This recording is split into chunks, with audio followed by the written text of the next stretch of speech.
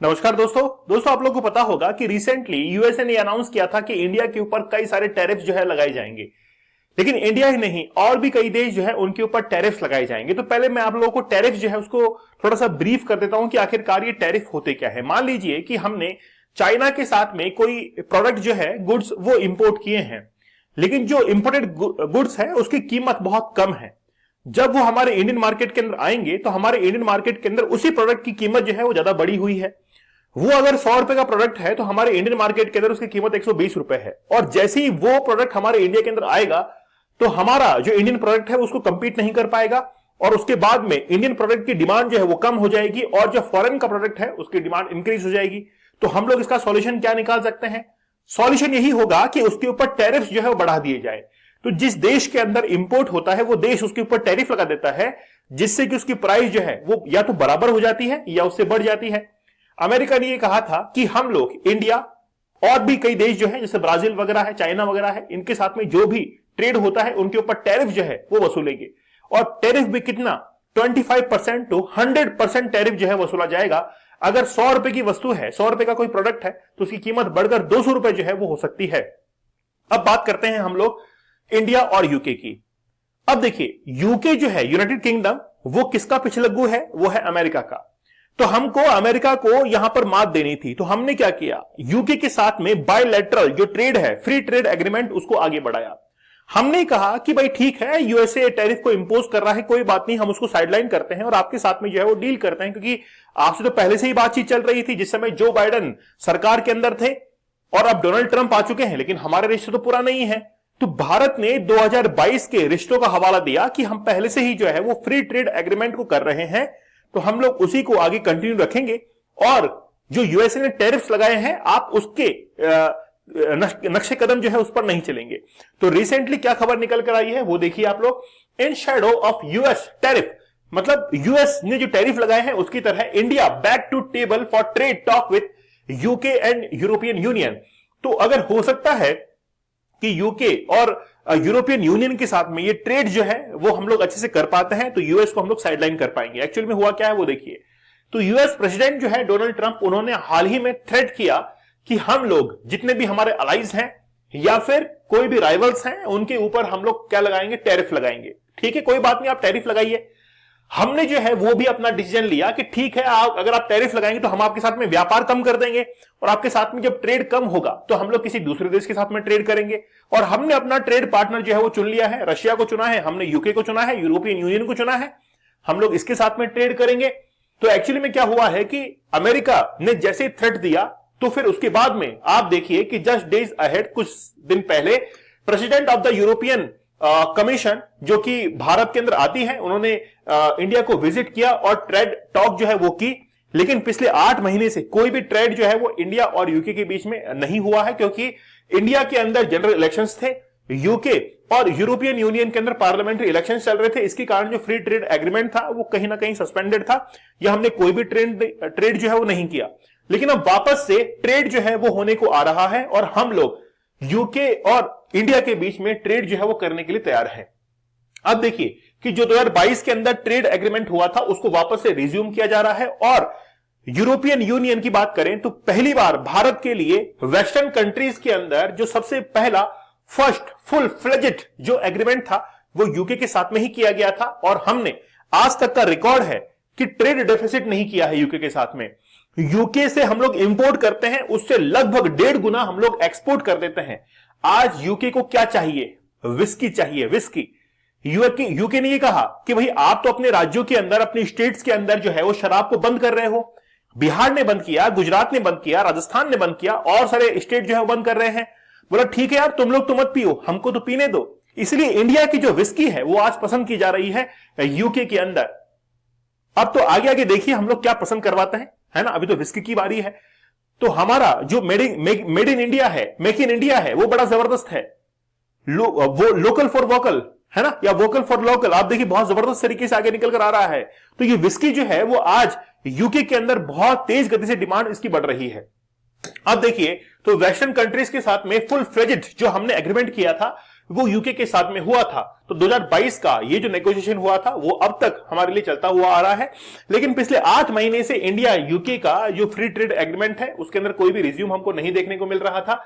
2022 के अंदर लगभग 6 बार मीटिंग जो है वो कंडक्ट करवाई गई थी और उसके अंदर ये एग्रीमेंट्स हमने साइन किए थे, जिसको हम लोग कहते हैं राउंड ऑफ नेगोशिएशंस। 2023 के अंदर लगभग 7 बार आप लोग देख सकते हैं, 7 टाइम्स हमने ये मीटिंग जो है कंडक्ट करवाई। कई बार दिल्ली में हुई, कई बार लंदन में हुई, लेकिन 2023 के बाद में 2024 का ये समय देखिए केवल एक मीटिंग हुई है और वो हुई है 10 जनवरी से लेकर 15 मार्च के बीच में, और ये फ्री ट्रेड एग्रीमेंट हुआ। उसके बाद से लेकर अब तक कोई भी एग्रीमेंट नहीं हुआ और अब जाकर वो डेट आई है कौन सी, 24 Feb 2025 की, ठीक है ना। 2025 के अंदर वापस से फ्री ट्रेड एग्रीमेंट जो है वो होने जा रहा है।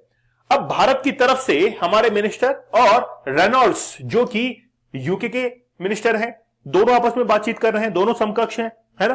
तो पीयूष गोयल और दोनों आपस में बातचीत कर रहे हैं। तो अब देखिए कि ये जो ट्रेड एग्रीमेंट है वो किस तरीके से अब आगे जाकर जो है वो फ्री ट्रेड एग्रीमेंट के अंदर कन्वर्ट होता है।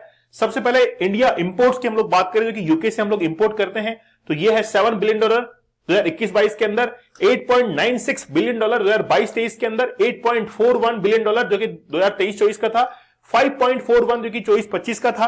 यहां पर आप लोग देख सकते हैं कितना कम इंपोर्ट जो है वो हमने यूके से किया है। लेकिन वहीं पर एक्सपोर्ट की बात करें तो इसके कंपैरिजन में देखिए आप, ज्यादा एक्सपोर्ट हमने किया है तो कहीं पर भी कोई भी ट्रेड डेफिसिट नहीं है। फिर यहां पर देखिए, यहां पर भी कोई भी ट्रेड डेफिसिट नहीं है, फिर नहीं है, तो कोई ट्रेड डेफिसिट जो है आपको देखने को नहीं मिलेगी। इसलिए यूके जो है वो हमारे लिए ट्रेड के लिए बहुत ज्यादा इंपॉर्टेंट है और हम लोग यूके को खोना नहीं चाहते हैं, क्योंकि वही तो हमारा ट्रेड जो है उसको बैलेंस करेगा। जो डेफिसिट है उसको बैलेंस करने वाला देश कौन सा है, आज यूके है। आज चाइना के साथ में हम लोग ट्रेड करते हैं, ट्रेड डेफिसिट हमारा बढ़ता है। यूएसए के साथ में ट्रेड करते हैं, डेफिसिट हमारा बढ़ता है। लेकिन यूके जो है, यूनाइटेड किंगडम, इसके साथ में जब भी हम लोग ट्रेड करते हैं तो हमारा डेफिसिट काफी हद तक कम होता है। लेकिन एक छोटी सी अड़चन है, अड़चन यही है, कार्बन टैक्स जो है वो अप्लाई करेगा कौन, यूके। देखिए जो भी प्रोडक्ट हम लोग वहां पर सप्लाई करेंगे उसको कहीं ना कहीं इंडस्ट्रीज के अंदर डेवलप किया गया ही है, इंडस्ट्रीज में बनाया गया है और यूके के अंदर एक्सपोर्ट किया है। तो यूके ही कहता है कि हम लोग इसके ऊपर कार्बन टैक्स लगाएंगे। अगर मान लीजिए किसी प्रोडक्ट की कीमत 100 रुपए है और उसके ऊपर कार्बन टैक्स इंपोज कर दिया गया है, तो हो सकता है कि उस प्रोडक्ट की कीमत 140 रुपए हो जाए और जैसे ही वो प्रोडक्ट वहां पर पहुंचा है तो उसकी कीमत घट जाए, क्योंकि पहले से प्राइस बढ़ के आ रही है उसकी। तो यूके ने कहा है कि हम लोग इसके ऊपर कार्बन टैक्स जो है वो इंपोज करेंगे। लेकिन भारत का कहना है कि आप कार्बन टैक्स हमारे ऊपर इंपोज मत कीजिए, हम तो डेवलपिंग नेशंस हैं, आपकी तरह डेवलप तो है नहीं। आपने तो जो कार्बन एमिशन था वो ऑलरेडी कर चुके हैं आप, और करने के बाद आप कार्बन टैक्स लेके आ रहे हैं। हम लोग कर रहे हैं अभी इंडस्ट्रियल डेवलपमेंट, तो हम लोग अगर इंडस्ट्रियल डेवलपमेंट कर रहे हैं तो हमको डेवलप करने दीजिए। आप पहले उसके ऊपर कार्बन टैक्स लगा देंगे तो हम लोग कैसे जो है इसको एक्सपोर्ट कर पाएंगे। तो हमारे लिए सबसे बड़ा कंसर्न जो है वो आज कार्बन बॉर्डर एडजस्टमेंट ये बना हुआ है, तो कार्बन टैक्स हम लोग इसको कह सकते हैं। दूसरी बात, खास तौर पर सिक्योरिटी एग्रीमेंट, जिसको हम लोग कहते हैं सोशल सिक्योरिटी एग्रीमेंट, ये भी हमारा एक कंसर्न है। दूसरे देशों के अंदर जितने भी भारतीय रहते हैं उसकी जिम्मेदारी की, सुरक्षा की जिम्मेदारी जो है वो आज भारत की होती है। आज देखिए कि लगभग 18,000 भारतीय यूएसए से डिपोर्ट किए गए हैं और उनको इंडिया के अंदर शरण दी गई है। आज ये डंकी मारकर यूएसए के अंदर पहुंचे ही क्यों है, उसके पीछे रीजन क्या है? क्योंकि यूएसए वगैरह ये सब कैपिटलिस्ट कंट्री है, सब पैसा कमाने के लिए डंकी मारकर जाते हैं यूएस के अंदर। लेकिन यूएस ने जिस तरीके से उनके पैरों के अंदर हथकड़ियां बांधकर, चैन बांधकर और फिर भारत के अंदर भेजा, प्लेन के अंदर उनको बैठाया, तब भी उनके हाथ पैर बंधे हुए थे। ये किस तरीके का आप कैपिटलिज्म जो है लाना चाहते हैं पूरे विश्व के अंदर? आज भारतीय यहां पर आ गए हैं। वो क्यों आए हैं? क्योंकि भारत जो है वो एक्चुअल में सोशल सिक्योरिटी एग्रीमेंट जो है इन देशों के साथ में रखता है और भी कई देश के साथ में रखता है। जितने भी हमारे नागरिक दूसरे देशों में रखते हैं उनकी सोशल सिक्योरिटी की जिम्मेदारी भारत की होती है। और ये जो एग्रीमेंट है हमने Belgium, Germany, Switzerland, France, Denmark, Korea और नीदरलैंड के साथ में हमने ऐसे एग्रीमेंट कर रखे हैं कि हमारे भारतीयों को कोई भी नुकसान जो है वो नहीं होना चाहिए, नहीं तो हम लोग जो है ये चीज बर्दाश्त नहीं करेंगे। बात करें टैरिफ्स की और वीजा की, तो रिसेंटली मैंने आपको एक लेक्चर में बताया था कि हाल ही में यूएसए ने गोल्डन कार्ड जो है उसको लॉन्च कर दिया है। $5 बिलियन के अंदर 50 लाख रुपए दो और नागरिकता ले लो। लेकिन बात यहां पर आ रही है टैरिफ की। तो रिसेंटली अमेरिका के द्वारा जो भी टैरिफ लगाए गए हैं उनको लेकर भारत बड़ा नाखुश था। तो भारत ने कहा कि ठीक है, तुम लोग लगाओगे तो हम भी लगाएंगे। भारत ने कहा कि ठीक है, हम 100% टैरिफ जो है वो लगाएंगे यूएसए के प्रोडक्ट्स पर। अमेरिका ने कहा कि ठीक है, हम भी लगा देंगे। तो दोनों का एक दूसरे पर जो है वो ये पलटवार चलता रहा। साथ ही के अंदर अब अगर हम लोग इंडिया की बात करें तो India has been the second largest source of FDI into UK. UK के अंदर जो फॉरेन डायरेक्ट इन्वेस्टमेंट आता है उसका सेकंड लार्जेस्ट सोर्स जो है वो इंडिया है। 5 कंसेक्यूटिव ईयर, पिछले 5 सालों के अंदर भारत ने अपना परफॉर्मेंस इंक्रीज किया है और यूके के अंदर जो प्रोडक्ट इंपोर्ट होते हैं वो सेकंड नंबर पर भारत के द्वारा होते हैं।